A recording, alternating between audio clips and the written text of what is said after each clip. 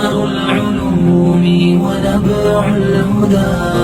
هو المعهد الفذ فيض القليل. عظمت و اہمیت پر بات کی جائے. رسول اللہ صلی اللہ علیہ وسلم کی نبوت و رسالت کا جو امتیاز ہے اور جو کمال ہے اور جو خصوصیت ہے وہ یہ کہ آپ صلی اللہ علیہ وسلم کو امام الانبیاء، سید المرسلین اور خاتم النبیین بنا کر مبعوث فرمایا گیا. آپ صلی اللہ علیہ وسلم پر دین کی تکمیل کر دی گئی. شان ختم نبوت کا جو بنیادی تقاضا ہے وہ یہ کہ رسول اللہ صلی اللہ علیہ وسلم کو نبوت و رسالت کا ماہ تمام جانا جائے. یعنی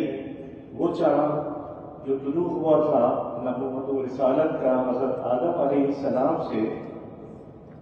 اس کا اختتام رسول اللہ صلی اللہ علیہ وسلم ہے.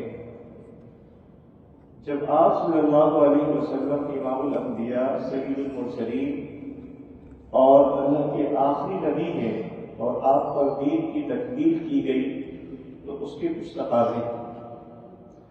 ان میں بنیادی تقاضا یہ ہے کہ رسول اللہ صلی اللہ علیہ وسلم جن تعلیمات کو لے کر آئے، قرآن کریم کے ساتھ ساتھ آپ صلی اللہ علیہ وسلم کی احادیث، آپ کی سنن،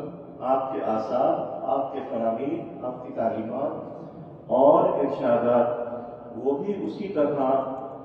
حجت اور دلیل قطعی ہے جس طرح قرآن کریم ہمارے لیے شریعت اسلامیہ کا بنیادی ماخذ، بنیادی مرجع اور بنیادی یعنی شریعت کا ایک آغاز ہے، اس سے ابتدا ہوتی ہے شریعت کی اور اس سے ہم دلیل دیتے ہیں. تو بالکل اسی طرح احادیث نبوی صلی اللہ علیہ وسلم اور آپ کی تعلیمات اور آپ کے فرامین بھی بالکل اسی طرح حجت اور دلیل. قرآن کریم میں اللہ تعالیٰ نے اس حقیقت کے حوالے سے واضح اور دو انداز میں ارشاد فرمایا: ما ينطق عن الهوى ان هو الا وحی یوحی، کہ نبی صلی اللہ علیہ وسلم اپنی خواہش سے، اپنی تمنا سے، اپنی آرزو سے، اپنی جانب سے کچھ نہیں کہتے. جو کچھ آپ فرماتے ہیں وہ تو وحی ہے جو آپ پر کی گئی. قرآن کریم کو اصطلاح میں وحی مطلوب کہا جاتا ہے اور رسول اللہ صلی اللہ علیہ وسلم کی احادیث کو وحی غیر مطلوب سے تعبیر کیا جاتا ہے. آپ صلی اللہ علیہ وسلم نے پوری صراحت کے ساتھ اس امر کی نشاندہی کی اور فرمایا کہ الا وانی اوتیت القرآن مثلہ معہ، کہ مجھے قرآن عطا کیا گیا ہے، مجھ پر قرآن نازل کیا گیا ہے اور اسی طرح اس کا مثل. اس کا مثل کیا ہے؟ اس کی تعبیر کے لیے ہمیں کچھ پیچھے جانا ہوگا. حضرت ابراہیم خلیل اللہ علیہ السلام کہتے ہیں کہ رسول اللہ صلی اللہ علیہ وسلم دعائے خلیل ہیں، تمنائے کلیم ہیں اور حضرت عیسیٰ علیہ السلام کی بشارت مبشرا برسول یأتی من بعدہ اسمہ احمد. تو تمام انبیاء کرام آپ صلی اللہ علیہ وسلم کی آمد کی بشارت دیا کرتے تھے اور تمام انبیاء کرام کے صحیفے اس بات پر گواہ ہے کہ رسول اللہ صلی اللہ علیہ وسلم کی بعثت ہوگی اور آپ انبیاء کے سردار ہوں گے اور آپ پر نبوت کا دروازہ آپ کے بعد بند کر دیا جائے گا، اب آخری نبی ہوں گے. حضرت ابراہیم علیہ السلام کی جو دعا ہے اس دعا کا رسول اللہ صلی اللہ علیہ وسلم مظہر ہے. ابراہیم علیہ السلام نے جو دعا کی تھی وہ یہ کہ رسول اللہ صلی اللہ علیہ وسلم کی بعثت ہو اس انداز میں کہ آپ کتاب و حکمت کی تعلیم دیں اور آپ صلی اللہ علیہ وسلم امت کے معلم اور مربی ہوں. آپ صلی اللہ علیہ وسلم ان کے مزکی ہوں. آپ صلی اللہ علیہ وسلم کو کتاب تو قرآن کریم عطا کی گئی، اور آپ صلی اللہ علیہ وسلم کی حکمت کیا ہے؟ وہ حکمت ہے آپ صلی اللہ علیہ وسلم کی احادیث. اور ظاہر ہے کہ جس طرح قرآن کریم کے بغیر شریعت پر عمل ممکن نہیں ہے، بالکل اسی طرح احادیث کے بغیر دین پر عمل ممکن نہیں ہے. یہ ضرور ہے کہ دین کی مبادیات، دین کی بنیادی تعلیمات اور دین کے جو بنیادی اصول ہیں وہ قرآن کریم میں بیان کیے گئے، لیکن اس کی تشریح، اس کی تفسیر، اس کی تعبیر وہ رسول اللہ صلی اللہ علیہ وسلم کے بعد صحابہ کرام، تابعین، تبع تابعین، محدثین اعظام اور علماء امت کے ذریعے امت تک پہنچے. تو اب قرآن کریم کو سمجھنے کا جو منبع ہے، جو سرچشمہ ہے، وہ رسول اللہ صلی اللہ علیہ وسلم کی ذات گرامی ہے. آپ صلی اللہ علیہ وسلم کی حدیث کی عظمت کو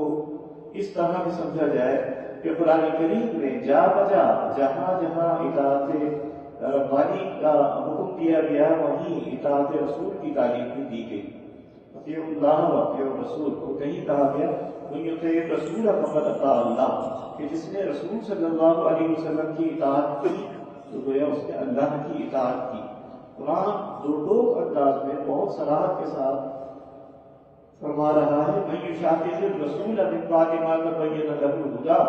ویتبع غیر سبیل المؤمنین نولیہ ما تولى ونصلہ جہنم وساءت مصیرا. اس سے حدیث نبوی کی عظمت کا پتہ چلتا ہے. خود رسول اللہ صلی اللہ علیہ وسلم فرماتے ہیں کہ لا یؤمن احدکم حتی یکون ہواہ تبعا لما جئت بہ، کہ کوئی بھی اس وقت تک مومن نہیں ہو سکتا جب تک کہ اس کی خواہش جو ہے وہ میری لائی ہوئی تعلیمات کے تابع نہ ہو جائے. اور آپ صلی اللہ علیہ وسلم فرماتے ہیں کہ تم میں سے کوئی اس وقت تک مومن نہیں ہو سکتا جب تک کہ وہ عشق کا مرکز و محور مجھے نہ بنا لے. ظاہر ہے کہ آپ صلی اللہ علیہ وسلم کے عشق کا اظہار تبھی ہوگا کہ جب آپ صلی اللہ علیہ وسلم کی تعلیمات کو مانا جائے، ان پر ایمان لایا جائے اور انہیں دلیل اور حجت مان لیا جائے، سمجھ لیا جائے. دور حاضر میں جو بہت سے فتنے اٹھے ہیں اور اس کی ایک جدید صورت الحاد کی جو ہے، اس کی جو بنیاد ہے وہ انکار حدیث ہے. رسول اللہ صلی اللہ علیہ وسلم کی احادیث کو نہ ماننا اور یہ کہنا کہ یہ حجت نہیں ہے. کیوں؟ اس لیے کہ ایک صدی بعد یا دوسری صدی ہجری میں احادیث کی تدوین ہوئی، تو کس طرح انہیں قابل اعتماد گردانا جا سکتا ہے. حقیقت یہ ہے کہ رسول اللہ صلی اللہ علیہ وسلم کی احادیث کی ایک صدی بعد نہیں بلکہ آغاز ہی میں جو نبوت کا 23 سالہ دور ہے، 13 سال کی مکی زندگی اور 10 سال کی مدنی زندگی، یہ ساری کی ساری وہ ہے کہ جہاں رسول اللہ صلی اللہ علیہ وسلم پر نازل شدہ وحی مطلوب مدون کی جا رہی تھی، اسے لکھا جا رہا تھا، بالکل اسی طرح احادیث رسول صلی اللہ علیہ وسلم کو بھی تدوین کا درجہ حاصل تھا، انہیں بھی لکھا جاتا تھا. متعدد صحابہ کرام ہیں جن کے بارے میں یہ شہادت ملتی ہے کہ وہ احادیث صلی اللہ علیہ وسلم جو ہے وہ مرتب کرتے تھے، لکھتے تھے، اور ان کے ذریعے بعد میں امت تک وہ احادیث پہنچی ہیں. ان میں سب سے نمایاں نام حضرت ابو ہریرہ رضی اللہ تعالیٰ عنہ کا ہے، کہ جن کے نام کے بارے میں بھی امت جو ہے یعنی اس میں جو اسماء الرجال کی کتب ہیں، تذکرہ اور تاریخ کی کتب ہیں، اس میں یعنی ابو ہریرہ کی کنیت سے وہ بہت معروف ہے. اور ان کا نام کیا ہے اس بارے میں دو قول ہیں کہ وہ عبداللہ بن صخر یا عبد الرحمن بن صخر. تو سب سے زیادہ روایات ان سے امت تک پہنچی، 5374. اور اس کے بعد صحابیات اور ازواج مطہرات میں ام المؤمنین حضرت عائشہ صدیقہ رضی اللہ تعالی عنہا وہ ہیں کہ جن سے 2910 روایتیں امت تک پہنچی. اس سے یہ معلوم ہوتا ہے کہ نبوت و رسالت کا جو باب ہے وہ بند تو ہوا، لیکن آپ صلی اللہ علیہ وسلم کی جو احادیث اور سنن ہے وہ امت میں آج تک اسی طرح جاری کی ہے، نافذ کی ہے، اور امت کا ان پر عمل بھی ہے۔ اب اس کی حفاظت اور اس کی تدبیر، اس کی کیا صورت تھی، اس کا کیا اہتمام کیا گیا، اور انہیں کس طرح امت میں محفوظ بنایا گیا، اس کے لیے جو علم ہے وہ ہے فن اسماء الرجال یا اسماء الرجال۔ عجیب بات یہ ہے کہ رسول اللہ صلی اللہ علیہ وسلم سے قبل جتنے انبیاء کرام گزرے ہیں ان کے حالات تو پوچھا، ان کی ولادت اور وفات تک کا صحیح علم جو ہے وہ ان کی امت کو، ان کی قوم کو اور ان کے پیروکاروں کو آج تک نہیں۔ حضرت موسیٰ علیہ السلام پر تورات نازل ہوئی تو وہ بھی حضرت موسیٰ علیہ السلام کے دور میں مدون نہیں ہوئی، اسے محفوظ نہیں کیا گیا، وہ صدیوں بعد حضرت موسیٰ علیہ السلام کے صدیوں بعد توریت کو مرتب کیا گیا۔ اسی طرح عیسیٰ علیہ السلام کا نازل ہونے والا صحیفہ انجیل، جس کے 4 مربوط نسخے ہیں، وہ بھی حضرت عیسیٰ علیہ السلام کی حیات میں نہیں، ان کی زندگی میں نہیں، بلکہ بہت عرصے بعد اسے مرتب کیا گیا۔ اور آج وہ اس بات کو تسلیم کرتے ہیں کہ تورات اور انجیل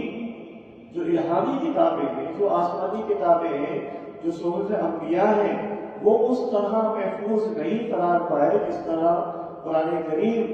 1400 سال سے امت میں آج تک محفوظ ہے۔ اور عجیب بات یہ ہے کہ اس کی حفاظت کی ذمہ داری خود اللہ تعالیٰ نے لی۔ اِنَّا نَحْنُ نَزَّلْنَا الذِّكْرَ وَإِنَّا لَهُ لَحَافِظُونَ۔ بالکل اسی طرح رسول اللہ صلی اللہ علیہ وسلم کی احادیث کو امت کے پہلے طبقے یعنی صحابہ کرام نے پورے جذبے کے ساتھ، پورے اعتقاد کے ساتھ، پورے اخلاص کے ساتھ احادیث کو مرتب اور مدون کیا۔ حضرت عبداللہ بن عمرو بن عاص رضی اللہ تعالیٰ ان کے بارے میں یہ آتا ہے کہ صحابہ کرام نے ایک موقع پر ان سے خفگی کا اظہار کیا کہ تم رسول اللہ صلی اللہ علیہ وسلم کی تمام تعلیمات کو، احادیث کو، سنت کو، آپ کی فراہیم کو لکھ لیا کرتے ہو، یہ کوئی اچھی روایت نہیں۔ اللہ کے نبی تو کبھی غضب کی حالت میں بھی ہوتے ہیں اور کبھی عام حالات میں ہوتے ہیں، یہ کیوں اس طرح تم رویہ اختیار کیے ہوئے ہو؟ رسول اللہ صلی اللہ علیہ وسلم نے فرمایا کہ بخدا میری زبان سے جو بھی کچھ نکلتا ہے وہ حق ہے، اور آپ نے فرمایا کہ لکھا جائے۔ اسی طرح دیگر کئی صحابہ کرام ہیں جو رسول اللہ صلی اللہ علیہ وسلم کی احادیث کو لکھا کرتے تھے اور قلم بند کیا کرتے تھے۔ حضرت ابو ہریرہ رضی اللہ تعالیٰ عنہ کے ایک شاگرد، ان کا صحیفہ وہ شائع بھی ہو چکا ہے، صحیفہ مباح بالمنبہ وہ شائع بھی ہو چکا ہے، وہ یہ دور رسالت اور اس کے بعد دور تابعین اگر کہیں گے تو اس دور کا اس کو نسخہ سمجھا جائے۔ حضرت ابو ہریرہ کے راست شاگرد ہیں، اور بھی کئی ایسے مجموعے ہیں جو مرتب کیے گئے۔ حضرت علی رضی اللہ تعالیٰ عنہ، حضرت ابوبکر صدیق رضی اللہ تعالیٰ عنہ، حضرت عمرو بن حزم ہیں اور بہت سارے۔ اسی طرح رسول اللہ صلی اللہ علیہ وسلم کے احادیث کو قلم بند کرنے کے بعد سب سے پہلا کام یہ تھا کہ احادیث رسول صلی اللہ علیہ وسلم کی تبلیغ کی جائے، اور اس کے بعد امت میں جو دوسرا کام شروع ہوا وہ یہ تھا کہ جو روات ہیں ان کے حالات کو مدون کیا جائے۔ اسلام کی ابتدائی جو 400 سال کی تاریخ ہے وہ اس کا مدار ہی اسماء الرجال پر، فن اسماء الرجال۔ اس لیے کہ محدثین اعظام نے اس بات کو جانچ لیا تھا اور بخوبی اس بات سے وہ واقف تھے کہ اسناد کے بغیر احادیث رسول صلی اللہ علیہ وسلم کی معرفت اور ان کی شناخت نہیں ہو سکتی۔ حضرت عبداللہ بن مبارک رحمہ اللہ نامور محدث بھی ہیں اور ملقاء فقیہ بھی، آپ فرماتے ہیں کہ لولا الاسناد لقال من شاء ما شاء، کہ یہ اسناد جو ہے وہ دین کی بنیاد ہے، اگر یہ نہ ہوتی تو جو چاہتا جس طرح چاہتا وہ کہتا۔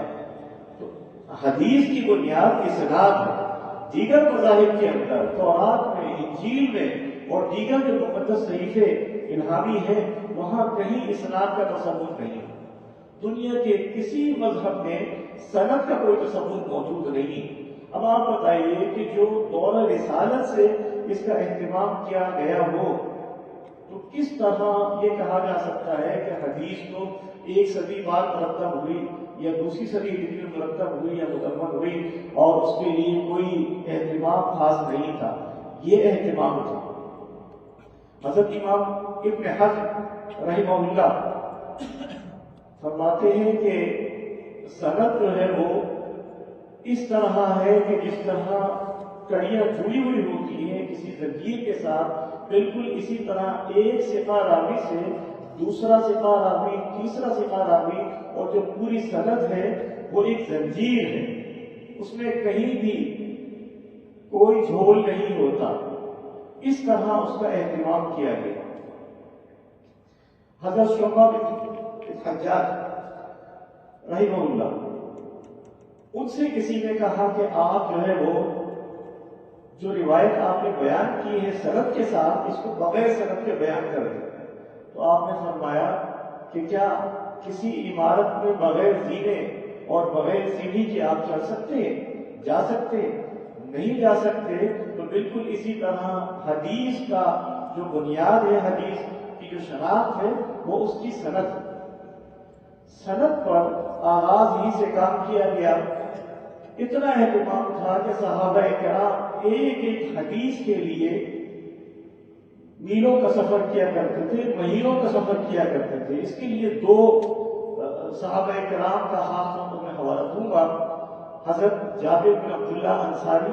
حضرت ابو ایوب انصاری رضی اللہ تعالیٰ عنہما. ایک نے مصر کا سفر کیا اور ایک نے شام کا سفر کیا، اور ایک ایک حدیث تھی جس کے بارے میں انہوں نے سفر کیا کہ وہ اس کے راوی ہیں. اس سلسلے کو جوڑنے کے لیے مہینوں پر مبنی یہ سفر تھا اور سفر انہوں نے کیا. محدثین اعظام، صحابہ کرام، تابعین، تبع تابعین اور محدثین اعظام نے آغاز ہی سے رحلات کا یا رحلہ کا ایک تصور ہمیشہ سے موجود رہا ہے کہ کسی شیخ کے سامنے زانو تنفس طے کیا جائے اور پھر ان سے جو روایت ہے اس کا سماع کیا جائے. تو ایسا نہیں تھا کہ بغیر سند کے ہی یہ سلسلہ چلتا رہا. تو جو روات کا علم تھا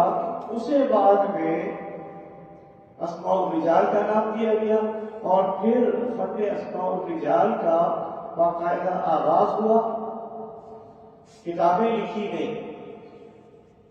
سند کے جو ابتدائی درجے کے شخصیات تھی وہ صحابہ کرام تھے. تو صحابہ کرام کے حالات کو جمع کرنے کے لیے متعدد کتابیں لکھی گئیں. حافظ ابن حجر اسقلانی رحمہ اللہ کی کتاب الاصابہ فی تمییز الصحابہ اس سلسلے میں ایک خاص شہرت کی حامل ہے. اسی طرح اسد الغابہ فی معرفت الصحابہ یہ بھی لکھی گئی. اسی طرح ابن عبد البر کی کتاب ہے اور دیگر کئی حضرات ہیں جنہوں نے صحابہ کرام کے حالات کو اور ان کے تذکرے کو قلم بند کیا. اس طرح دور رسالت اور دور صحابہ اور اس کے بعد تابعین، پھر تبع تابعین، پھر محدثین اعظام، ان کے حالات کو قلم بند کرنے کی روایت امت میں آغاز ہی سے رہی ہے. چنانچہ حدیث کی جو بنیادی کتابیں ہیں صحاح ستہ، ان کے لیے امت میں علماء، محدثین اور تذکرہ نویسوں نے جو کتابیں لکھی اس میں سب سے پہلی کتاب الکمال ہے جو علامہ مقدسی رحمہ اللہ نے مدون کی اور لکھی، اور اس میں صحاح ستہ کے جو روات ہیں ان کے حالات قلم بند کیے. اس کے بعد امام مزی رحمہ اللہ نے اس کی تہذیب کی اور اسے تہذیب الکمال کا نام دیا گیا. اور یہ سلسلہ چلتے چلتے علامہ شمس الدین الذہبی محمد بن احمد بن عثمان بن خائباز الترکی الدمشقی 748 ہجری میں آپ کی وفات ہے، اور آپ نے پھر اس کے بعد خلاصۃ التہذیب و تہذیب الکمال کے عنوان سے اس کی مزید تہذیب کی اور اختصار کیا. اور اس کے بعد امام ذہبی رحمہ اللہ کی ہی ایک کتاب ہے الکاشف، بہت اختصار. یہ سلسلہ جاری رہا. صحاح ستہ کے جو روات تھے ان پر یہ کتابیں لکھی گئی. سنن اربعہ پر ایک کتاب تاجیل المنفع بزوائد ائمۃ الاربعہ، یہ کتاب بالکل سامنے آئی. اور پھر ساتھ ہی ساتھ مختلف جو عنوانات سے کتابیں قلم بند ہوئی. آغاز میں یحییٰ بن معین رحمہ اللہ انہوں نے اخبار الروات یا تاریخ الروات کے نام سے کتاب مدون کی تھی. 3ویں صدی ہجری اور 2ویں صدی ہجری جو حدیث کی تدوین کا ایک سنہرا دور ہے، یہاں محدثین اعظام نے امام بخاری رحمہ اللہ، امام نسائی رحمہ اللہ، امام بیہقی رحمہ اللہ، ابن عدی اور دیگر جو محدثین ہیں انہوں نے بھی باقاعدہ طور پر اسماء الرجال پر کتابیں مرتب کی. امام بخاری رحمہ اللہ کو خاص امتیاز یہ حاصل ہے کہ انہوں نے جو کتاب کا آغاز کیا اپنا، وہ تاریخ صغیر اور تاریخ کبیر، یہ اسماء الرجال سے ہی متعلق ہے. اور اگر اس کو یہ کہا جائے کہ ضعفاء، متروکین اور ثقات کے یعنی جو تراجم ہیں، جو تذکرے ہیں، ان کے حالات کو قلم بند کرنے کے لیے محدثین نے بیڑا اٹھایا. دارقطنی ہے، نسائی ہے، ابن عدی ہے. ابن عدی کی کتاب الکامل فی ضعفاء الرجال، اس سلسلے میں اس کو بھی بڑی بنیادی اہمیت حاصل رہی. اور یہ سلسلہ نو بنو مختلف موضوعات پر کتابیں لکھنے کا جاری رہا. 7ویں اور 8ویں صدی ہجری اس لحاظ سے بڑی ممتاز ہے کہ اس میں اسماء الرجال کی کتابوں کا ایک بڑا ذخیرہ امت کے سامنے آیا اور کئی حضرات نے بیک وقت ایک گراں قدر کام کیا. اس میں سب سے ممتاز جو حضرت ہیں وہ علامہ ذہبی ہیں کہ جنہوں نے متعدد کتابیں لکھی. وہ جو سلسلہ ضعفاء اور متروکین کا جو چلا آ رہا تھا، اس سلسلے میں امام ذہبی رحمہ اللہ کو بھی یہ شرف حاصل ہوا کہ انہوں نے میزان الاعتدال فی نقد الرجال کے عنوان سے کتاب مرتب کی اور اسے بڑی بنیادی اہمیت حاصل. اس کے بعد حافظ ابن حجر اسقلانی رحمہ اللہ جو حدیث کے بھی امام ہیں اور اسماء الرجال کے اندر بھی ان کا بڑا مقام ہے، انہوں نے لسان المیزان کے عنوان سے کتاب لکھی. پھر کتابیں نو بنو مختلف موضوعات اور مختلف عنوانات سے امت میں سامنے آتی رہی. جہاں ضعفاء پر کتابیں لکھی گئیں، وہیں ثقات پر بھی کتابیں لکھنے کا سلسلہ جو ساتھ ہی ساتھ چلتا رہا. ابن حبان کی کتاب الثقات کو بڑی بنیادی اور مرکزی حیثیت حاصل ہے. اسی طرح علامہ اجلی ہے، ان کی کتاب الثقات کو بڑی اہمیت حاصل ہے. 9ویں صدی ہجری کے محدث ہیں قاسم ابن قطربہ الحنفی، انہوں نے بھی کتاب الثقات پر 2 جلدوں میں کتاب مرتب اور مدون کی اور وہ حال ہی میں شائع ہو کر سامنے آ چکی ہے. یہ اسماء الرجال کا ایک اعجاز رہے اور حدیث کا اعجاز رہے کہ امت کے اندر اس طرح ہر دور کی جو شخصیات تھی، جو علماء تھے، محدثین تھے، فقہاء تھے، مورخین تھے، سیرت نگار تھے، جو بھی اس فن سے وابستہ تھے، ان کے حالات امت میں نو بنو حالات ان کے جو ہے مرتب اور مدون کیے گئے. اس طرح کے ان کا نام سے لے کر ان کا نام، کنیت، ان کے مشائخ، ان کے تلامذہ، ان کا ثقہ ہونا، ان کا ضعیف ہونا، ان کا متروک ہونا، یا ان کا جو کلام ہے وہ اور ان کے تلامذہ اور ان کی کتب، ان کے جملہ حالات جو ہے وہ قلم بند کیے گئے. اور یہ اتنا ایسا نہیں تھا کہ اس ایک کو مدون کرنے میں بہت آسانی رہی ہو.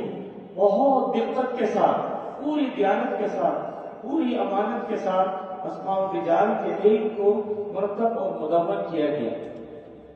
ایک مستشرق ہے جرمن ڈاکٹر اسپرنگر، اس نے الاصابہ کا مقدمہ لکھا انگریزی میں، اور اس نے اس بات کا اعتراف کیا کہ دنیا میں کوئی قوم اور کوئی امت ایسی نہیں گزری کہ جنہیں مسلمانوں کے مقابلے میں یہ افتخار اور اعزاز حاصل ہو کہ انہوں نے اسماء الرجال کا علم جو ہے وہ ایجاد کیا، مرتب کیا، مدون کیا، اور اس طرح 5 لاکھ تاریخ کی شخصیات مسلمانوں کی وہ ہیں کہ جن کے حالات قلم بند کیے گئے۔ جیسے میں نے پہلے کہا کہ تورات کو مرتب کرنے والوں کا کوئی تذکرہ نہیں، عیسیٰ علیہ السلام کی جو انجیل ہے اس کے 4 نسخے ہیں، لیکن وہ نسخے جو مرتب کرنے والے ہیں ان کے نام تو ملتے ہیں، لیکن وہاں پر بھی سند کا اہتمام نہیں ہے۔ تو سند کا اہتمام یہ رسول اللہ صلی اللہ علیہ وسلم کی احادیث کی بنیادی خصوصیت ہے۔ اس کے بعد ضعفاء، ثقات، اور اس کے ساتھ ساتھ جو حافظین حدیث تھے، جو حفاظ تھے، ان کے بھی حالات قلم بند کیے گئے۔ اس میں بھی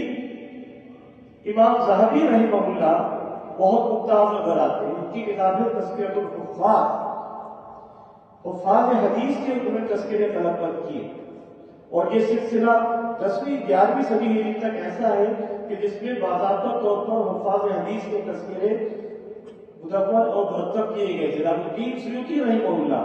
انہوں نے کتاب طبقات الحفاظ کے نام سے مرتب کی، اور اس کے بعد اس کا ذیل بھی مرتب ہوا، اور دیگر کئی حضرات ہیں جنہوں نے اس موضوع پر کام کیا۔ اس کے بعد جغرافیائی طرز پر، علاقوں کی طرز پر، اور مختلف ممالک کے محدثین، مورخین، تذکرہ نویسوں اور سیرت نگاروں کے حالات قلم بند کرنے کی روایت سامنے آئی۔ گو کہ اس حوالے سے مورخین بھی ایک بڑا کام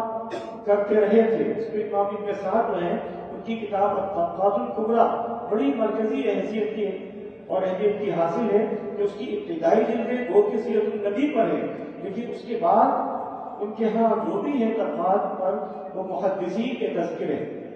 وہ ان حضرات کے تذکرے ہیں جو حدیث پر گراقدر خدمات انجام دیتے رہے، ان کی سواریں ہیں۔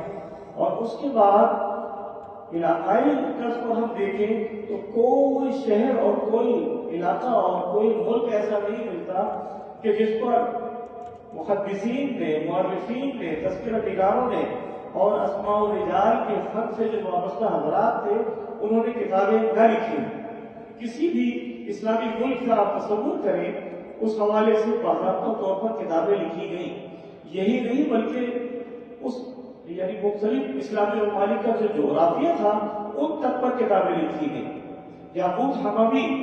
بڑا نام ہے، وہ ادیب بھی ہیں، لغوی بھی ہیں، مورخ بھی ہیں، اور اسماء الرجال سے بھی، اس کے فن سے بھی وابستہ ہے۔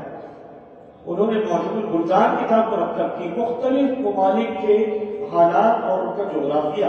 اسی طرح امام سمعانی ہیں، انہوں نے کتاب الانصاف مرتب کی، اس میں نسبتوں کی بنیاد پر مختلف ممالک اور مختلف انصاف اور مختلف علاقوں میں جو رہنے والے محدثین، فقہا اور علماء تھے ان کے حالات جمع کیے۔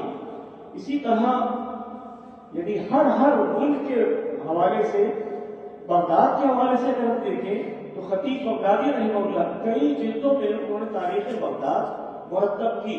نشاپور کی تاریخ مرتب کی گئی، جرجان کی تاریخ مرتب کی گئی، اور اسی طرح اندلس کی تاریخ مرتب کی گئی، غرناطہ کی تاریخ مرتب کی گئی۔ یعنی جس علاقے کے بارے میں آپ تصور کریں گے تو ایسا نہیں ہے کہ مسلمانوں نے اس حوالے سے کوئی کام نہ کیا ہو، وہ سلسلہ آج تک جاری ہے، اور یہ روایت تاریخ کے اندر صرف اور صرف مسلمانوں کو یہ امتیاز حاصل ہے، وہ کہ جنہوں نے رسول اللہ صلی اللہ علیہ وسلم سے منسوب ہر واقعے کو قلم بند کیا ہو، آپ صلی اللہ علیہ وسلم کے شب و روز کے معمولات کو منتقل کیا ہو، آپ صلی اللہ علیہ وسلم کی تعلیمات کو جس طرح انہوں نے محفوظ کیا، پوری انسانی تاریخ میں اس کی کوئی دوسری مثال نہیں ملتی۔ یہاں تک کہ دین اسلام کا امتیاز اور اعجاز یہ ہے کہ رسول اللہ صلی اللہ علیہ وسلم کے وسیلے سے اور آپ صلی اللہ علیہ وسلم کی تعلیمات کی بدولت دیگر انبیاء کے قصص، ان کے حالات اور ان کے واقعات جس قدر قرآن کریم میں بیان کیے گئے، جس طرح احادیث نبوی میں بیان کیے گئے، جس طرح سیرت کی کتابوں میں ملتے ہیں، تاریخ اور تذکرے میں ملتے ہیں، وہ خود یہودیت اور عیسائیت اور دیگر انبیاء کی تاریخ اور تذکرہ ان کی کتابوں میں بھی اس طرح سے محفوظ نہیں ملتا جس طرح رسول اللہ صلی اللہ علیہ وسلم کی بدولت امت میں یہ تمام تذکرے محفوظ کیے گئے۔ منکرین حدیث بنیادی جو اعتراض کرتے آتے ہیں کہ حدیث کی تدوین جو ہے وہ ایک عرصے بعد ہوئی، اور اسی طرح حدیث جو ہے وہ اس کا معیار قبولیت کا کس طرح جو ہے وہ سند حاصل کرتا ہے۔ تو بات یہ ہے کہ اس کے لیے باضابطہ سند ہے، اور اسماء الرجال کا جو فن ہے اس نے رسول اللہ صلی اللہ علیہ وسلم کی حدیث کو بالکل اس طرح کر دیا کہ جیسے کھڑا اور کھوٹا پہچانا جاتا ہے، بالکل اسی طرح امت میں آج تک احادیث کے حوالے سے پورے طور پر رد و بدح اس طرح سے جاری ہے کہ کوئی ضعیف ہے، کوئی متروک ہے، کوئی کذاب ہے، اس پر پوری طرح اسی طرح کلام موجود ہے، کسی کو ایسے نہیں قبول کیا گیا۔ یہاں تک رہا کہ اگر کسی راوی کی سند میں اس کا والد اگر موجود ہے اور وہ قابل اعتنا نہیں ہے تو اس محدث نے اس پر کلام کیا اور اس روایت کے حوالے سے اس نے بیان کیا کہ اس میں میرے والد ہیں، اور ان سے جناب علی جو ہے وہ محدثین نے اعتنا نہیں کیا، اور یہ حدیث کے اندر جو ہے وہ یعنی ذوق کی اور اس کی حدیث کی عدم قبول کی یہ ایک وجہ ہے۔ ایسا نہیں تھا کہ کوئی بادشاہ ہے، کوئی جلال والا ہے تو اس کے بادشاہت کی بنیاد پر، اس کے جلال کی بنیاد پر، اس کے کر و فر کی بنیاد پر اس کے لیے جناب علی تائیدی الفاظ لکھ دیے گئے ہوں اور یہ کہا جائے کہ یہ جو ہے وہ ثقہ ہے، بالکل بغیر ملامت کے، خوف کے اور بغیر کسی مداہنت کے پوری دیانت کے ساتھ محدثین نے اور علماء نے اس فن کو مرتب کیا، اور یہ سلسلہ چلتے چلتے 7ویں اور 8ویں صدی ہجری تک آیا، اور اس کے بعد یہ ہوا کہ صدی وار ہر صدی پر باضابطہ طور پر علماء اور محدثین اور فقہاء کے حالات جو ہے وہ مدون کرنے کا اہتمام کیا گیا۔ 7ویں صدی ہجری کے اندر البدر الطالع کتاب مرتب کی گئی، اس کے بعد الدرر الکاملہ فی اعیاد المیۃ الثامنہ، اور اسی طرح الضوء اللامع لأہل الفن التاسع علامہ سخاوی کی بڑی مشہور کتاب ہے، اور یہ سلسلہ چلتے ہوئے 12ویں صدی ہجری تک صرف الدرر فی اعیاد الفن الثانی عشر، اور اس کے بعد بھی 13ویں اور 14ویں صدی ہجری کی وہ ہے کہ جس کے اندر باقاعدہ طور پر تراجم پر، رجال پر کتابیں بدستور لکھی جاتی رہی، یہاں تک کہ اگر کوئی کتاب لکھی گئی اور اس کے بعد اس نو کے تراجم سامنے تھے تو ان پر ذیل بھی لکھے گئے، کئی کتابیں ایسی ہیں جن پر ذیل لکھے گئے۔ اس سلسلے میں ذہبی کی سیر و اعلام النبلا ایک بنیادی کتاب ہے، 23-24 جلدوں پر محیط ہے، اور ذہبی نے اسے طبقات پر مرتب کیا ہے، بالکل اسی طرح سے کہ ابتدائی اس کی جلد جو ہے وہ سیرت النبی پر ہے، اس کے بعد صحابہ کرام کا طبقہ ہے، اس کے بعد تابعین کا طبقہ ہے، اس کے بعد تابع تابعین کا، اور تاریخی ترتیب کے اوپر وہ چلتے رہے ہیں، اور 7ویں صدی ہجری تک پوری محنت اور دیانت کے ساتھ انہوں نے تذکرے قلم بند کیے۔ اسی طرح ان کی کتاب تاریخ الاسلام وہ بھی متعدد جلدوں میں ہے، اسی طرح ان کی کتاب ہے دول الاسلام، اسی طرح ان کی کتاب ہے العبر فی خبر من غبر، اور میزان الاعتدال کا پہلے تذکرہ ہو چکا ہے، تذکرۃ الحفاظ بھی ان کی کتاب ہے۔ اس سلسلے میں گرا قدر کام کرنے والوں میں 2 حضرات ایسے ہیں کہ جن کا نام لیا جانا بہت ہی ضروری ہے، ایک تو حافظ ذہبی ہے اور دوسرے ہیں حافظ ابن حجر اسقلانی رحمہ اللہ۔ وہ جو الکمال اور تہذیب الکمال اور تہذیب و تہذیب الکمال یہ سلسلہ جو صحاح کے روات پر تھا، اس کے بعد حافظ ابن حجر اسقلانی رحمہ اللہ کو یہ اعزاز اور افتخار حاصل ہے کہ انہوں نے تہذیب التہذیب اور تقریب التہذیب لکھ کر ان کی مزید تلخیص، اور پھر اس کے بعد بھی ان کی تلخیصات جو سامنے آتی رہی۔ اسی طرح جو ائمہ اربعہ ہیں، فقہ حنفی سے وابستہ علماء، فقہ شافعی، فقہ مالکی، فقہ حنبلی، ان سے جو متصل حضرات تھے، جو فقہاء، محدثین اور علماء تھے، ان پر بھی باضابطہ طور پر کتابیں مرتب اور مدون ہوئی۔ ہر طبقے کے علماء پر کتاب یعنی لکھی گئی۔ اس سلسلے میں طبقات الحنفیہ پر جو کتابیں لکھی گئیں، اس میں عبد القادر القرشی ہیں، انہوں نے بڑا ذخیر اور جامع کام کیا، الجواہر المزیہ فی طبقات الحنفیہ۔ اس کے بعد تاج التراجم فی طبقات الحنفیہ، قاسم بن مطلوبہ الحنفی، 879 ہجری ان کی وفات، اور اس کے بعد 1010 ہجری میں الطبقات الثنیہ فی تراجم الحنفیہ، اور یہ سلسلہ چلتے ہوئے کتائب اعلام الاخیار تاشقطی زادہ، ایک ترکی مؤلف اور مصنف ہے، ان کی کتاب، پھر اس کے بعد شیخ عبدالحی النبی رحمہ اللہ ہمارے دیار اور خطے کے، ان کی کتاب ہے الفوائد البہیہ فی تراجم الحنفیہ یا فی طبقات الحنفیہ۔ اسی طرح حدائق الحنفیہ کے نام سے ایک کتاب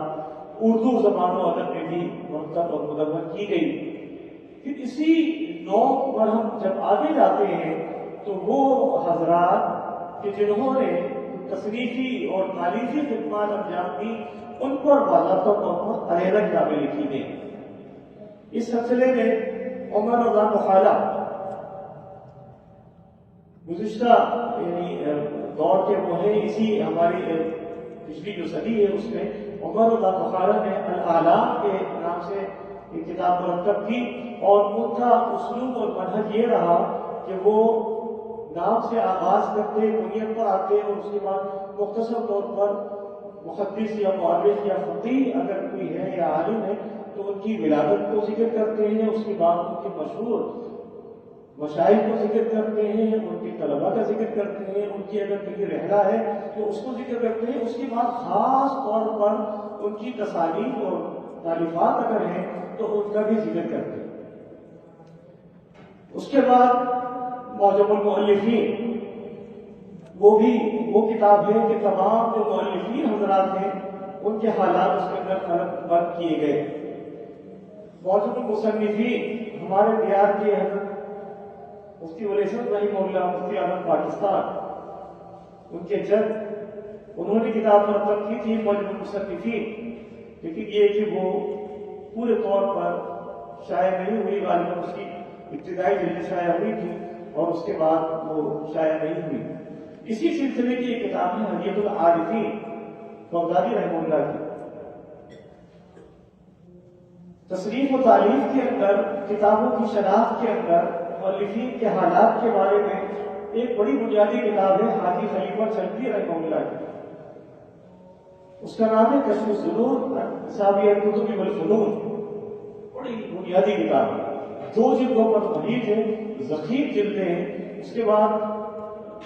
پہلے وہ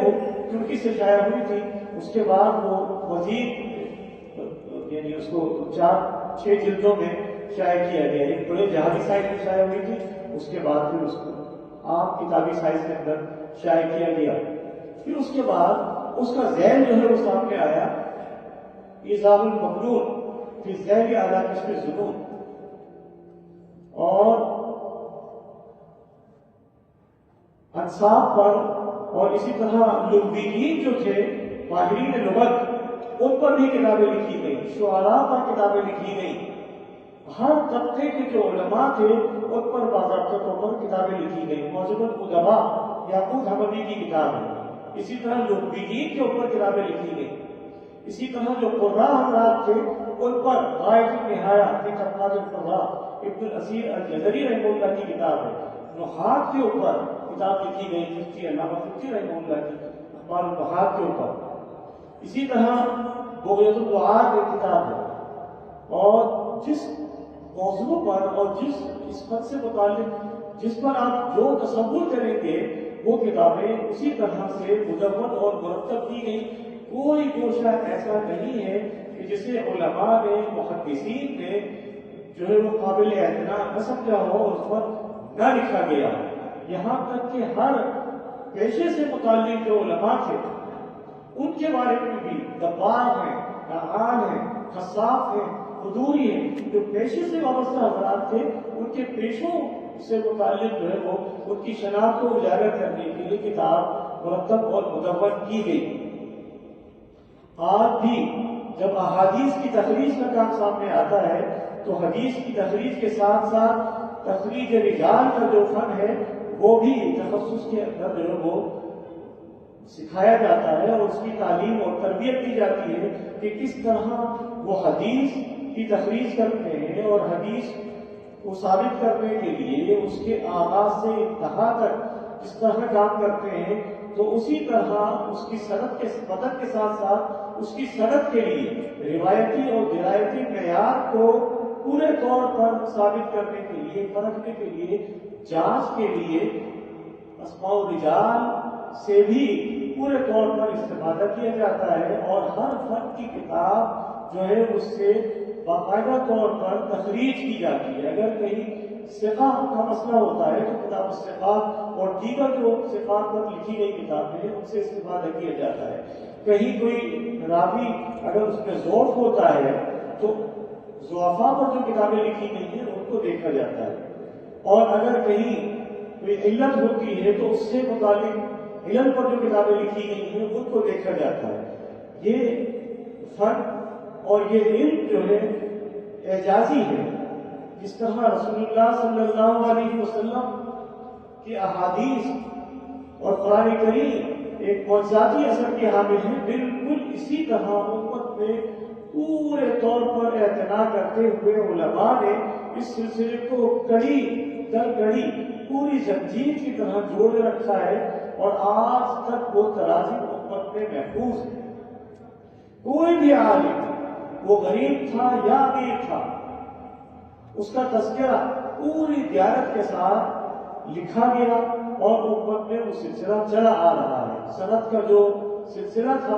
اس سلسلے کو اسماء الرجال کا نام دیا گیا اور روات کے جو تذکرے تھے جو ان کے تراجم تھے انہیں جو ہے وہ یعنی اسماء الرجال کے لفظ کے ساتھ اختصاص اور امتیاز حاصل ہوا اور یہ سلسلہ آج بھی جاری ہے. اب بھی اسماء الرجال پر گرا قطر کام ہوتا ہے. اب بھی آج بھی ہر خطے کے حوالے سے، ہر دیار کے حوالے سے، ہر دور کے حوالے سے آج بھی یہ کام جاری و ساری ہے. اور تاریخ کی وہ روایت ہے کہ جس میں کوئی قوم، کوئی تہذیب، کوئی مذہب مسلمانوں کا مقابلہ نہیں کر سکتا. اس حوالے سے آپ حضرات کے ذہنوں میں اگر کوئی سوالات ہوں، کچھ سوالات بھی آنے چاہیے. جس کے ذہن میں جو بھی سوال ہو تدوین حدیث کے حوالے سے یا روات کے علم کے حوالے سے یا اسماء الرجال کے حوالے سے جو بھی آپ کے ذہن میں سوال ہے وہ آپ کر سکتے ہیں اور ہونا چاہیے.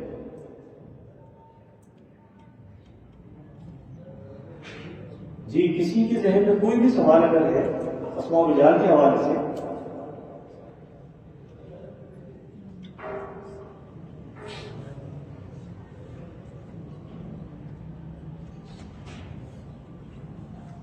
حدیث کے حوالے سے کوئی کیا حدیث کے حوالے سے صحابہ کے نام فرمائے کہ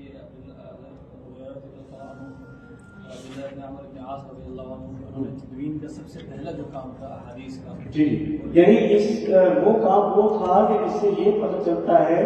کہ دور رسالت میں حدیث کو مدون کیا گیا اور وہ جو کڑی ہے یہ کہنا کہ تابعین کے دور میں یا طب تابعین کے دور میں دوسری یا تیسری صدی ہجری میں حدیث کو مرتب اور مدون کیا گیا یا حدیث نہیں لکھی گئی تھی، بے بنیاد اور لفظ ہے. متعدد صحابہ کرام ہیں جنہوں نے آپ صلی اللہ علیہ وسلم کی احادیث کو اور روایات کو دور رسالت میں باضابطہ طور پر الگ بند کیا. ہاں اس سلسلے میں یہ ضرور ہے کہ قرآن کریم کا جب ابتدا میں نزول ہو رہا تھا تو رسول اللہ صلی اللہ علیہ وسلم نے واضح طور پر ارشاد فرمایا تھا کہ لا تكتبوا عني غیر القرآن، کہ مجھ سے قرآن کے سوا کچھ نہ لکھو، اگر کسی نے لکھا ہے تو اسے مٹا دے۔ آغاز میں ضرور تھا لیکن بعد میں باقاعدہ طور پر اس کا ثبوت ملتا ہے اور تاریخی حوالوں سے کہ ٹھوس حقیقت ہے کہ احادیث کو قلم بند کیا جاتا تھا۔ خود رسول اللہ صلی اللہ علیہ وسلم نے باضابطہ طور پر احادیث کو قلم بند کرنے کا حکم دیا۔ ایک یمنی صحابی تھے ابو شاہ، اسی کلیت کے حوالے سے ان کا ذکر آتا ہے، تو انہوں نے رسول اللہ صلی اللہ علیہ وسلم سے درخواست کی تھی کہ مجھے لکھوا دیا جائے آپ کی تعلیمات اور احادیث کو۔ تو آپ صلی اللہ علیہ وسلم نے حکم فرمایا کہ اکتبوا لأبی شاہ، شاہ کے لیے لکھ لو۔ اسی طرح رسول اللہ صلی اللہ علیہ وسلم کے جو عمال، امراء اور گورنر حضرات ہوتے تھے، جب آپ انہیں روانہ کرتے تھے تو عمومی طور پر ان کے نام آپ مکتوبات جاری کیا کرتے تھے۔ ظاہر ہے کہ وہ آپ کی تعلیمات تھیں، آپ کی ہدایات تھیں اور آپ کے فرامین تھے اور حدیث سے متعلق تھے، سنت سے متعلق تھے، آپ کے ارشادات سے متعلق تھے، تو وہ اس طرح امت پہ محفوظ چلے آ رہے تھے۔ ہاں ایک موقع ضرور آیا کہ رسول اللہ صلی اللہ علیہ وسلم کا جو خطبہ حجۃ الوداع ہے، آخری حج، جسے حجۃ البلاغ اور حجۃ التمام بھی کہا جاتا ہے، رسول اللہ صلی اللہ علیہ وسلم نے اس آخری حج کے موقع پر جو اپنا آخری خطبہ دیا اور آخری پیغام دیا، اس میں بھی یہ آتا ہے کہ کسی صحابی نے آپ سے فرمایا کہ میرے لیے لکھوا دیا جائے، تو اس سے باقاعدہ لکھوایا گیا۔ اور کئی حضرات ایسے ہیں کہ جنہوں نے دور رسالت میں جو احادیث قلم بند ہوئی تھی ان کو باضابطہ طور پر مجموعے کی شکل میں مرتب بھی کیا۔ دور رسالت کے مکتوبات، آپ صلی اللہ علیہ وسلم کے جو تحریر فرامین تھے، اس پر ایک بڑا خلافت الکرام ڈاکٹر حمید اللہ فرانس میں وہ مقیم ہو گئے تھے اور ان کا تعلق ہندوستان کی ریاست حیدرآباد دکن سے تھا۔ ان کا رسالۃ الدکتورہ پی ایچ ڈی جو انہوں نے کیا تھا، وہ ان کا رسول اللہ صلی اللہ علیہ وسلم کے مکتوبات اور فرامین سے متعلق تھا۔ جو تحریری آپ کے معاہدات تھے اور جو مکتوبات تھے ان پر انہوں نے کام کیا تھا۔ 330 مکتوبات باضابطہ طور پر دور رسالت کے وہ ہیں جو انہوں نے مرتب اور مدون کیے، اور اس کا عنوان ہے المصائب السیاسیہ لعہد النبوی والخلافۃ الراشدہ۔ 330 مکتوبات۔ اسی طرح ہندوستان میں ڈاکٹر لقمان اعظمی ہیں، انہوں نے کئی ایسے مجموعوں کا تذکرہ کیا ہے کہ جو دور رسالت میں مرتب تھے، مدون تھے، اور بعد میں یعنی وہ حدیث کی کتابوں کا باقاعدہ حصہ بنے۔ اس کے لیے امام احمد بن حنبل رحمہ اللہ کی جو المسند ہے، اس میں جو مسانید پر جو کام ہوا ہے صحابہ کرام کی روایات کا، اس میں ایک بڑا ذخیرہ آ گیا۔ اسی طرح بے شمار اس طرح کے یعنی مکتوبات تھے جنہیں ابن سعد نے اپنی الطبقات الکبریٰ میں مرتب اور مدون کیا۔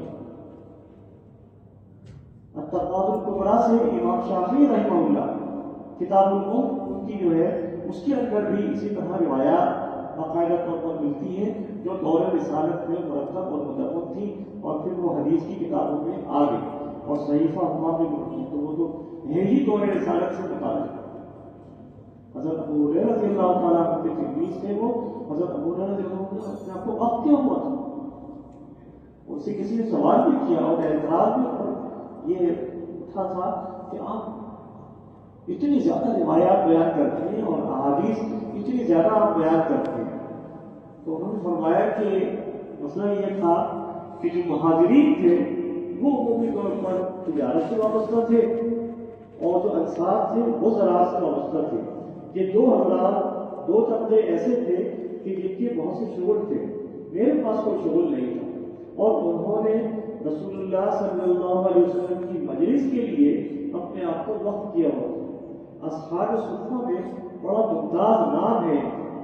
صفہ کی جو درسگاہ تھی اس کے اندر رسول اللہ رضی اللہ تعالیٰ عنہ وہ دیگر صحابہ کرام کے معلم بھی تھے، ان کے اکابر بھی تھے، اور وہ روایات کو اس طرح جو ہے وہ جمع کیا کرتے تھے، محفوظ کیا کرتے تھے، اور ان کے بعد کئی دیگر صحابہ کرام ہیں جن سے روایات ساری کی ساری جو ہے وہ امت تک پہنچی ہے، اور ان روایات کو جس احتیاط کے ساتھ محفوظ کیا گیا اس کی تو کوئی مثال کسی بھی تاریخ میں، تہذیب میں اور کسی مذہب میں، کسی قوم میں نہیں ملتی۔ یہ تو مسلمانوں کا امتیاز ہے۔ ہاں وہ جو یعنی وہ طبقہ جو ذہنی طور پر شکست ہوتا ہے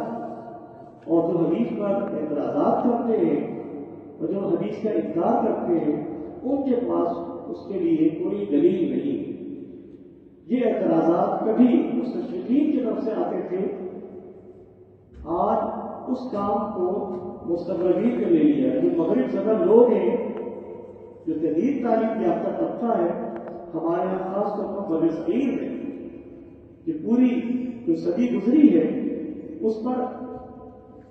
صلیبیوں کا اور استشراقی فکر کا جو ہے وہ اثر تھا، اس لیے کہ 300 سال کے یہاں پر مقیم رہے تھے، اور ان کے جو وائسرائے آتے تھے، جو ان کے گورنرز ہوتے تھے، جو ان کے ولاس ہوتے تھے، جو عمال ہوتے تھے، وہ عام لوگ نہیں ہوتے تھے، وہ عیسائی پادری ہوا کرتے تھے۔ انہوں نے یہاں پر ناآزادی تحریک کا آغاز کیا۔ وہی تھے کہ جنہوں نے فتنہ انکار ختم نبوت یہاں پر تو اٹھایا، وہی تھے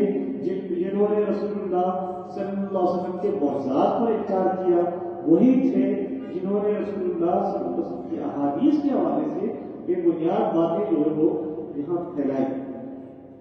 وہ جو یعنی جدید تعلیم یافتہ طبقہ تھا وہ اس سے متاثر ہوا۔ سر سید احمد خان ہیں، اور اس کے بعد دیگر جو حضرات ہیں ہمارے یہاں، غلام احمد پرویز رہے، چکرالوی رہے، اور اس کے بعد جو موجودہ یعنی اس کا سلسلہ ہے راوی اور دیگر جو لوگ ہیں وہ اس فکر سے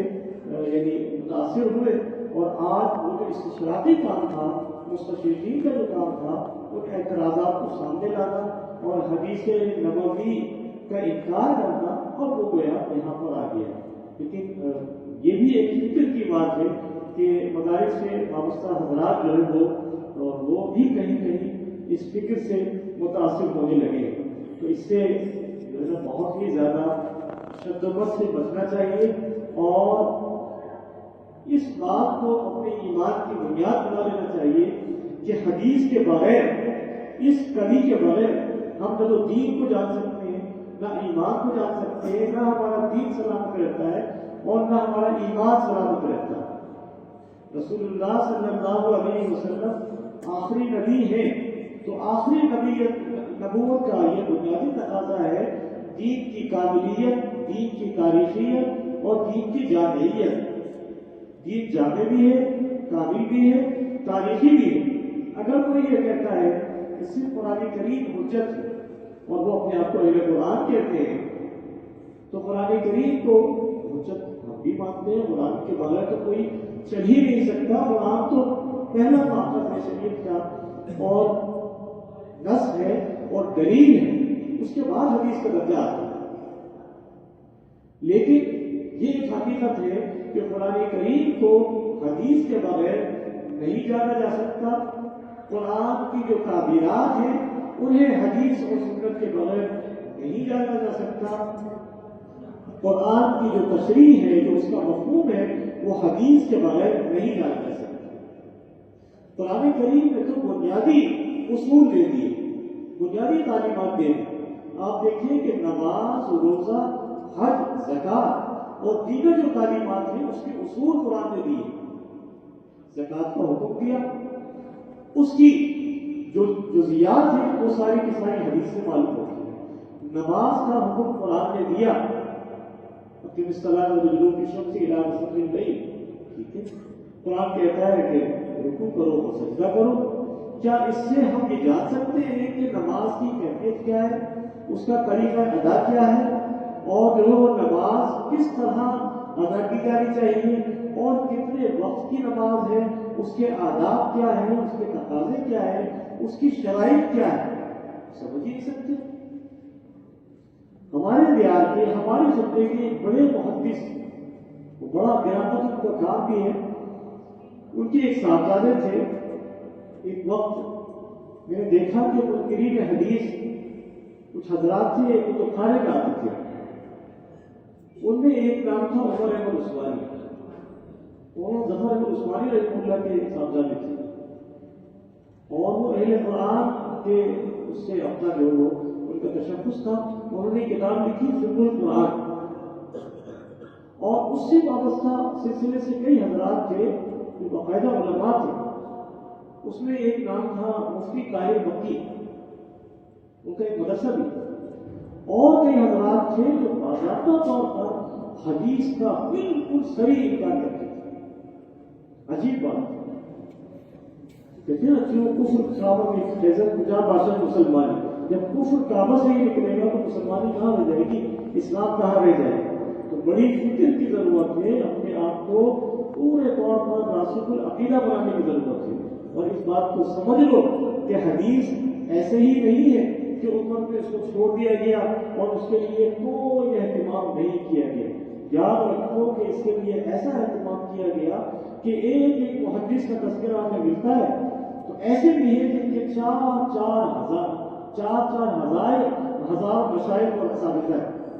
اور ایسے بھی ہیں کہ جنہوں نے دنیا کا 3-4 مرتبہ اسلامی دنیا کا، مسلم دنیا کا اور مغربی دنیا کا اگر ان کو خطہ تھا تو وہاں انہوں نے باضابطہ طور پر ان کی رحلات ملتی۔ امام بخاری رحمہ اللہ کا نام بڑا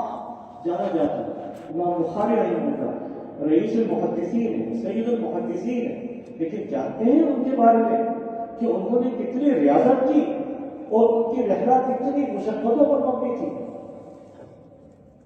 بخارا سے نکلے ہیں اور مسلم دنیا تک کا ان کو جو سفر تھا، حال یہ تھا کہ وہ تو بڑے خاندان سے متعلق تھے، لیکن حدیث کے لیے اپنی جان جو ہے وہ انہوں نے سپرد کر دی تھی، اور کتنی مشقتیں ان کو ملی تھی۔ اگر شیخ عبد الفتاح ابو غدہ رحمہ اللہ ان کی قبر پر اپنے انوار کی بارش فرمائے، ان کی کتاب ہے صفحات منصب العلماء علی شرائع العلم، بڑے مطالعے کی کتاب ہے۔ اس میں انہوں نے ذکر کیا ہے کہ امام بخاری رحمہ اللہ کا ایک وقت ایسا بھی گزرا حدیث کے راستے میں کہ کھانے کو کچھ نہیں تھا، اور اس خر گھاس کھا کر وقت گزارا۔ ایسا نہیں تھا کہ بڑے ناز و نعمت میں یہ حضرات رہے تھے، بڑی مشقتیں کی، بڑی ریاضتیں کی، بڑی قربانیاں کی، اور ایسا بھی نہیں تھا کہ حدیث کی جو سند ہے اس کو ویسے ہی ہر روایت کو قبول کر دیا گیا۔ دنیا کے مال و متاع کے لیے جس طرح محنت کی جاتی ہے نا، وہ محنت کچھ بھی نہیں ہے جو حدیث کے لیے کی گئی۔ کس طرح ملکوں قریوں جو ہے وہ سفر کیا کرتے تھے وہ حضرات۔ اس سلسلے میں خطیب بغدادی رحمہ اللہ کا ایک رسالہ ہے رحلہ کے نام سے، اور اس میں انہوں نے ذکر کیا ہے مختلف محدثین کا کہ کس طرح انہوں نے ملکوں اور قریوں کا ذکر کا سفر کیا۔ ابن بطوطہ کا نام تو سب جانتے ہیں کہ وہ اس کا ایک سفر نامہ ہے، لیکن محدثین کو اگر آپ ان کے تذکروں کو پڑھیں گے تو پتہ چلتا ہے کہ کتنے ملک ہیں جو وہ گئے، اور کس طرح اس دور کے سفر ہوا کرتے تھے، اور کیا ان کے مجاہدات ہوتے تھے۔ اپنے آپ کو وقت کیا وہ نظرات میں، اور تب جا کے یہ حدیث کا علم ہمارے سامنے آیا ہے۔ تو یہ اعتراض کرنا تو بہت آسان ہے، لیکن اس کا جواب جو ہے نا وہ اس سے بھی زیادہ آسان ہے کہ قرآن کریم کو جس طرح محفوظ بنانے کے لیے اللہ نے وعدہ کیا تھا، بالکل اسی طرح رسول اللہ صلی اللہ علیہ وسلم کی احادیث اور آپ کی تعلیمات کو بھی اسی طرح امت میں محفوظ کر دیے جانے کا وعدہ موجود ہے، اس لیے کہ آپ خاتم الانبیاء ہیں، اور خاتم الانبیاء ہونے کی حیثیت سے رسول اللہ صلی اللہ علیہ وسلم کی حیات طیبہ کا ہر گوشہ امت میں محفوظ کر دیا گیا۔ نہ صرف آپ صلی اللہ علیہ وسلم کی احادیث اور فرامین، بلکہ آپ سے منسوب جو چیزیں تھیں، یہاں تک کہ آپ کی جو سواریاں تھیں ان تک پر باقاعدہ جو ہے وہ تاریخ لکھی گئی اور ان تک کے جو ہے وہ تذکرے مرتب کیے گئے. قصوہ جو اونٹیاں تھی اس کے اوپر ایک کتاب تھی، چند دن ہوئے میں نے دیکھا کہ کتاب لکھی گئی. اسی طرح احادیث کی کتاب میں، شمائل میں اور آپ کے خصائل پہ اور آپ سے متعلق تذکرے میں رسول اللہ صلی اللہ علیہ وسلم سے منسوب جو جو چیزیں ہیں ان سب کی پوری تاریخ مرتب کی گئی. آپ صلی اللہ علیہ وسلم جس جس راستے سے گزرے اس کا جغرافیہ مرتب کیا گیا اور اس پر موضوعات لکھے گئے. سیرت کی کتاب میں کوئی ایسا واقعہ نہیں ہے کہ جسے سیرت نگاروں نے مرتب نہ کیا ہو، اور سیرت نگاروں کا بنیادی ماخذ جو ہے وہ بھی رسول اللہ صلی اللہ علیہ وسلم کی احادیث اور آپ صلی اللہ علیہ وسلم کی تعلیمات ہیں، جو کہ اسے ابتدا میں مغازی کا نام دیا گیا. پھر السیرہ کا نام ابن اسحاق اور ابن ہشام وہ ہیں کہ جنہوں نے السیرہ کا عنوان قائم کر کے آپ کی سیرت کو مرتب اور مدون کیا. تو یہ ایک اعجازی پہلو ہے کہ آپ صلی اللہ علیہ وسلم سے منسوب ہر شے پر اور ہر آپ کی تعلیم پر باضابطہ طور پر امت میں جو ہے وہ ذخیرہ موجود ہے. کسی اور نبی کی یہ شان نہیں ہے جو شان رسول اللہ صلی اللہ علیہ وسلم کی ہے. اور عجیب بات یہ ہے کہ آپ کی شان ختم نبوت کا ہی تو بنیادی تقاضا ہے ہی ہے کہ امت کے انتہائی معتبر اور مستند اور قابل افتخار جو ہستیاں تھیں صحابہ کرام، جن کے بارے میں قرآن کریم نے ان کی ثقافت کو بیان کیا. کنتم خیر امہ کہہ کر، اور السابقون الاولون من المہاجرین والانصار، اور ان کو رضوان کی سند عطا کر کے، اور محمد رسول اللہ والذین معہ اشداء کہہ کر قرآن نے ان کی ثقافت بیان کی. وہ یہ جو سلسلہ سند ہے یہ صحابہ کرام پر جا کے ختم ہوتا ہے. تو رسول اللہ صلی اللہ علیہ وسلم کی تمام لمحات کو امت میں محفوظ کیا گیا. دن کا جو کام تھا وہ صحابہ کرام نے مرتب اور مدون کیا اور پہنچایا امت تک. اور رات میں جو آپ صلی اللہ علیہ وسلم کے معمولات تھے، جو آپ کی تعلیمات تھی، اسے ازواج مطہرات نے اس کڑی کو جوڑا. تو آپ کے شب و روز کا کوئی ایسا وہ نہیں ہے کہ جو امت میں محفوظ نہ ہو. تصور کریں رسول اللہ صلی اللہ علیہ وسلم کے شمائل پر، آپ کے خصائل پر، آپ کے معجزات پر، آپ کی سیرت پر کوئی پہلو ایسا نہیں ہے جس پر بے شمار کتابیں نہ لکھی گئی. اور یہ سلسلہ عربی، اردو، فارسی کے 2-4 زبانوں کا نہیں ہے. دنیا کی کوئی زبان ایسی نہیں ہے کہ جس کے اندر حدیث کا اور سیرت کا اور آپ صلی اللہ علیہ وسلم کی تعلیمات سے وابستہ علم کا ذخیرہ موجود نہ ہو. یہ بھی عجیب اعجازی پہلو ہے کہ رسول اللہ صلی اللہ علیہ وسلم سے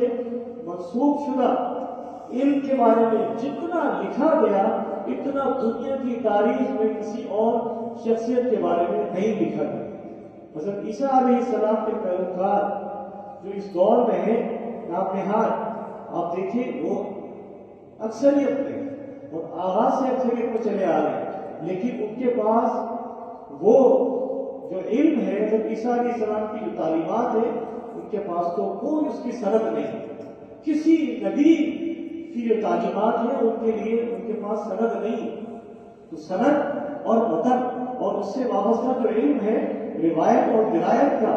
اس کی بنیاد اسماء الرجال شروع سے آخر تک، آج سے آغاز تک، دور رسالت تک پوری ایک کڑی ہے. جو محدث جس حدیث کو ذکر کرتا ہے پوری سند کو وہ بیان کرتا ہے. اور اس کی چھانٹ پھٹک کے لیے مختلف جو کتابیں لکھی گئی وہ آج تک اسی طرح امت میں توارث کے طور پر چلی آ رہی ہے. اور کوئی سوال کسی کے ذہن میں ہو؟